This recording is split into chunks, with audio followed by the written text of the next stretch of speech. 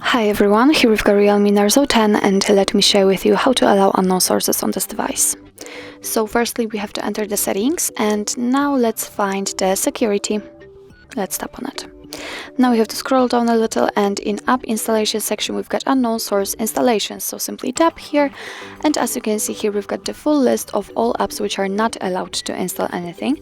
In order to change it, for example, in order to allow Chrome or Gmail to install some content, all you have to do is simply find them in the list and tap on the switcher right next to it.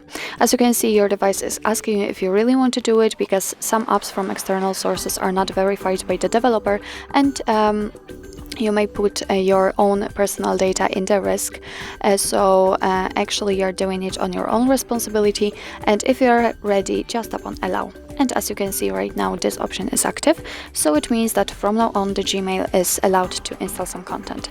Obviously it will work with all other apps, just find them in the list and tap on the switcher.